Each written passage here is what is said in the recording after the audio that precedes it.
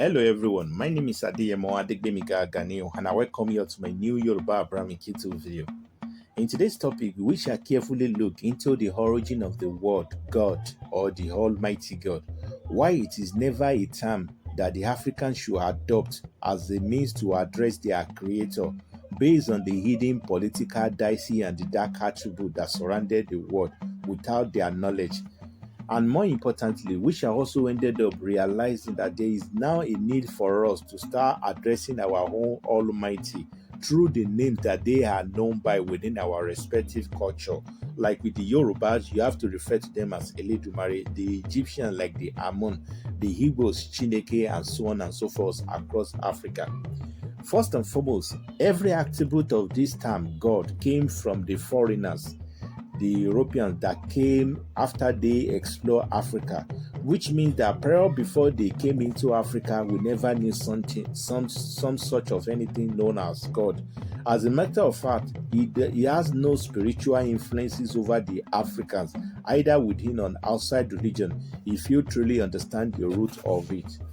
It was an English word that this originated from the Proto-Germanic term Gouda around the 4th to 6th century, and it was further thought that this is what you don't even know regarding to this Gouda or God. The term God was derived from Gouda, and Gouda itself basically was derived directly and indirectly from what we refer to as invoking or conjuring. So each time you reference to anything relating to God, you are practically indirectly relating to something that had to do with the conjuring of something, the invoking. And you of course know that when we are talking about all act of conjuring or invoking of things, we are practically identifying with spiritual tradition that requires to summon an entity. Let me start it again so you will understand. The word God was derived from Gouda.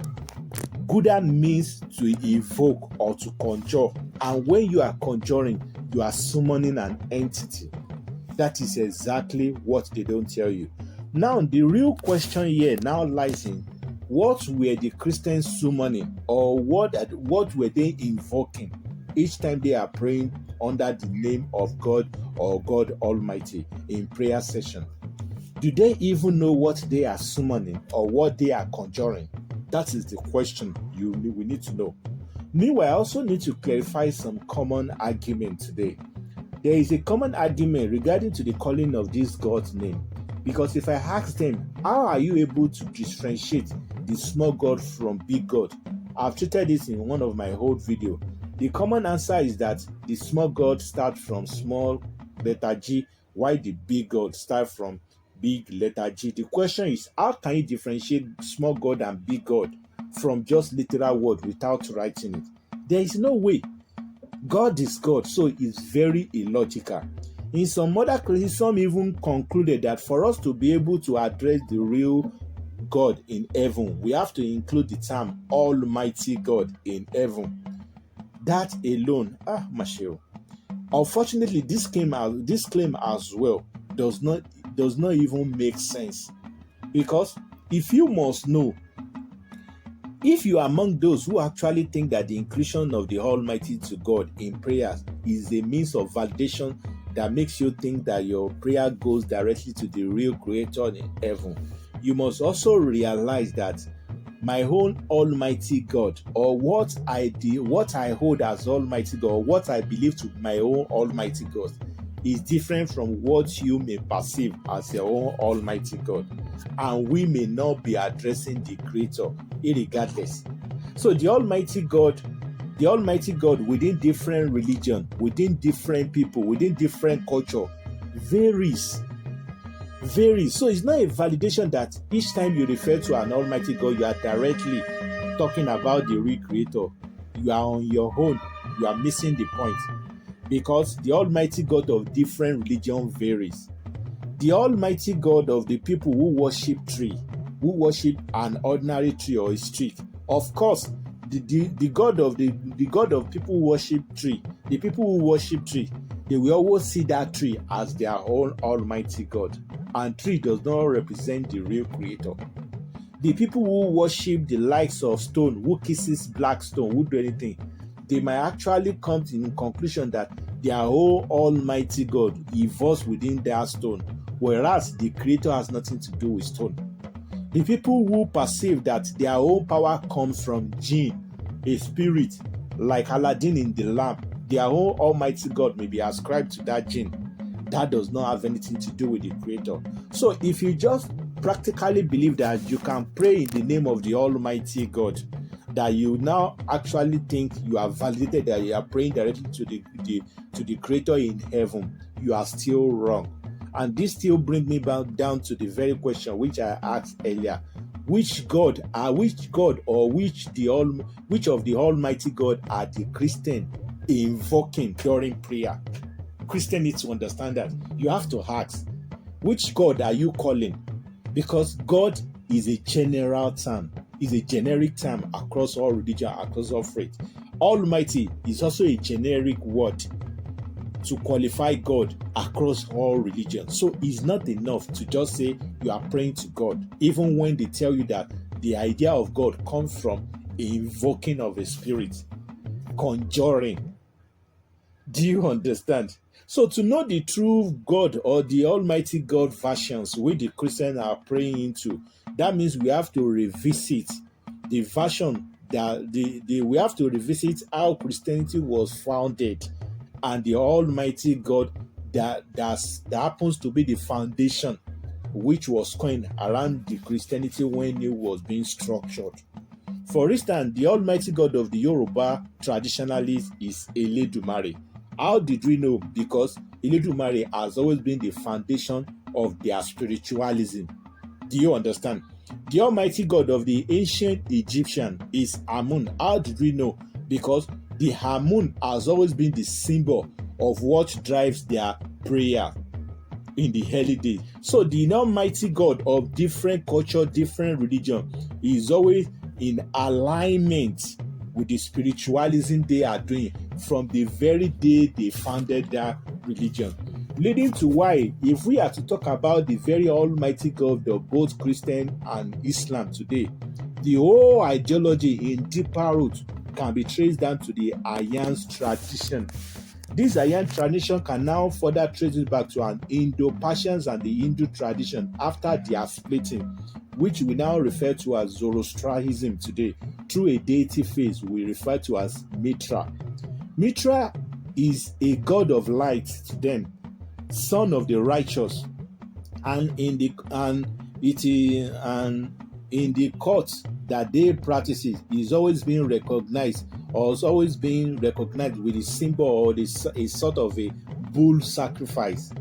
And through the Roman Empire, as of the time when Christianity was gradually being founded, being put in place as they were establishing it, during the time of the Pompey under Caesar and Antony, that was when they now incorporated the whole logic of this Mitra into Christianity. Of course, it gave them the logic of Christmas with so many other traditions they picked around to form Christianity. So when we are talking about the Christianity, the Almighty God, which the Abrahamic Christians are praying to, because then you can't take away the foundation.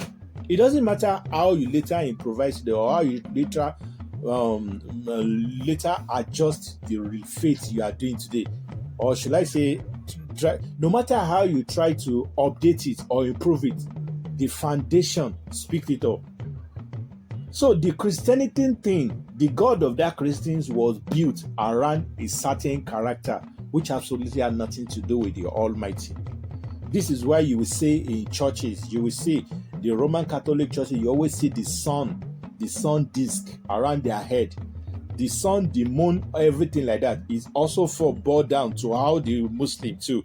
The half moon symbol, stuff like that, is all about ancient tradition that absolutely have nothing to do with the Almighty, the real creator. This is why I'm saying, to be using the term the Almighty God, the Almighty, you never can tell. It's not enough for you to say by just calling the Almighty, you believe that you don't know. The foundation of that religion is now based It's not based on the structure of your creator, the true creator. It is based on the structure of a God Almighty, which you guys don't know. This is why the Africans are in the safer state. There is no way I will be praying to heaven today in Yoruba, and if I refuse to call on Eledumare or the deity, which are his messenger, his angel, that means I'm out of the way. But that is not the case in the case of Christianity or Islam. Many people don't even know the story of Islam beyond what they printed for them, either from Constantinople or the one that the Hadith gave to them, that this is what you need to assume as the origin of this religion, not what it is. So calling on the Almighty of God is a very big, dangerous thing. As a matter of fact, the God Almighty concept is actually a deceit. Let me conclude that it's actually a deceit that was put in place just to make you think that you are actually channeling your supplication to your creator in heaven, while in real life you are actually praying to an unknown character under the disguised impersonation of the Almighty title. The word God first appeared in the work of Bishop Wulfila. Yes, the Bishop Wulfila around the 14th century, then extended to the 6th century, and was now historically meant to use to represent the earth deity. Even that God was a name that was being referred to represent a deity. You can read it up, to represent a deity long before the time of Christianity even came into an existence. So the name does not have anything to do with the Almighty in heaven, irregardless of how you want to put it. This is why you guys need to start doing more digging. And I encourage every one of you to go into the name. If you are going to talk about the Allah, I know there are movements today, the contradiction on the struggle between religion today. When we are talking about Allah, it is a Semitic word. When we are talking about Elohim, they are Semitic word, and when you are referring to Semitic word, they are West African name, or should I say qualifying names of the true Almighty under different intonation given by the foreigners years later. So I don't really dismiss the whole word law. Instead, I try to remodify it back to what it was, other than just condemning this name. But when we are now talking about God or God Almighty, these are entirely ball game names that are completely un-African, names that doesn't even represent what we Africans knew about our creator long before they even came. And you know those people, what they brought to Africa, the effect of it in Africa today, how they further threw us far away from the reality of what our ancestors were doing there. So this is why you have to question everything they bring to you. I will see you in my next video. Please help me press the like button. Let me turn off the notification bell. Help me share my video. Make your comment low respectively below. I've did a video relating to this God thing, but I felt there is a need for me to chip in this, so you guys will understand that there is a need for you to go back to the view of the tradition when it comes to the approaching to the Almighty. I will see everyone. Thank you, everyone. Bye for now.